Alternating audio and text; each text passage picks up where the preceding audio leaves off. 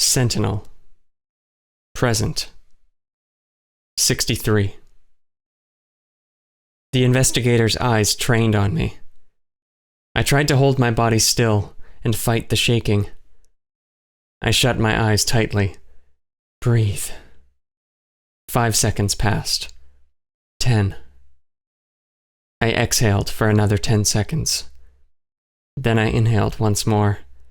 With each slow breath, I pulled myself closer into the present moment and away from the memory. Color returned to my vision. My muscles felt shaky, yet they remained still. "What's wrong?" said the investigator. Her face was barely concerned. Instead, she wore an expression of confusion, as if she could hardly understand my reaction. When I saw her expression, my stomach twisted into a knot of rage. How could she not understand my grief? Didn't she know by now how much Kay mattered to me? Hadn't she been listening?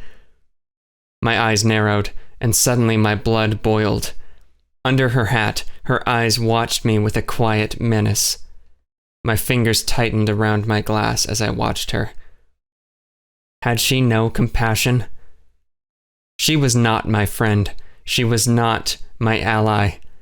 And in that moment, my grief and depression were replaced with wrath. I fought to contain it within me, but I could feel it beaming out from my eyes. She flinched when our eyes met. "Nothing is wrong," I lied. "All right," she said calmly. She adjusted her hat and glanced outside, breaking eye contact. The sun was beginning to set behind the distant mountains across the water. Astroloth's moon spun slowly around the planet. As the glow of the sun began to fade in the sky, the purple and red nebulas started to come into view. Massive Tau ships circled above the city. "So," she continued, looking back my way, "Kay died.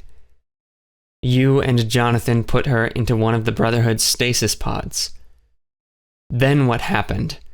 You retrieved the plans to the Shade Beam. And you only had so much time until Duhrnan would use it to attack Earth, as he had threatened. So, what did you do?"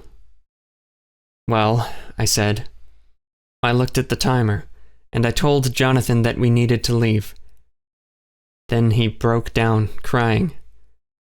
He told me that he couldn't leave Kay, that he needed to take care of her, that he was responsible for her, that he needed to find a way to save her somehow." My eyes fell to the table. I lifted my glass to my mouth and slurped on the straw, but it was long since empty. "So you left Vorin by yourself?" "Yes. I got back in my ship and took off towards Earth to meet with Joel and the fleets." "Leaving Jonathan and Kay behind on Vorin?" "Yes," I said. She leaned forward. "When a reconnaissance team went to the base on Vorin weeks later, they found it completely abandoned. No sign of Jonathan, Kay, or any of the clones." I nodded. "Yes, I know." "The secret labs were completely empty. No one was there." I nodded once more. The investigator tilted her head. "Are you saying that you had nothing to do with their vanishing?" I sighed deeply. I was just as shocked as everyone else to hear that the base was empty. "So you have had no contact with Jonathan since leaving Vorin?" "Not since leaving Vorin." "You know that harboring a bioweapon is illegal now, and aiding a Brotherhood agent, even one who claims to have renounced the Brotherhood, is a crime. Your contact and closeness with Kay and Jonathan puts you in an awkward position, as you can probably imagine." "That was the last time I saw them," I stated firmly.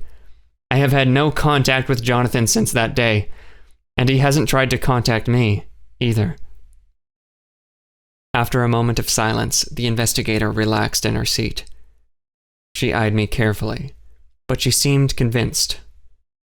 And I caught sight of a strange smile creeping across her face. She looked excited. Perhaps this was what she needed to hear this whole time. "All right," she said. "I believe you." "Good," I said. Is that all you needed to hear? Should I stop the story? No, please go on, Your Majesty, she said. I want to know what your experience at Earth was like when the attack happened. After that, I think I'll have everything I need, and you can finally rest. Her eyes were like a snake's. I breathed out a shaky sigh, watching her carefully. She believed me, but I could tell her confidence was growing. The story was almost done. The trap was ready to be sprung, and I was walking right into it. Excellent, I said. I'm eager to conclude the story. It would have felt strange to stop so close to the end. As I spoke, I subtly activated my hologauntlet beneath the table. I needed to send a message. A second later, the message was sent. Everything was in place. I only hoped that I knew what I was getting myself into. I shuffled in my seat and cleared my throat. More refreshments? I asked. She nodded, and I stood from my seat and walked to a small food synthesizer in the corner of the room. I took a few moments to generate a fresh root beer for me and coffee for her. I could feel her eyes on me. No servants today? She asked. Come to think of it, the temple has been rather empty since this morning. Oh, I said, trying to keep a calm expression. I gave her the drink and returned to my seat. Yes, it is a special holiday for us Skythers today. The temple is empty today because of it. Aside from us, of course, and a few essential workers in the lower levels. I forced a smile. The quiet is nice, is it not?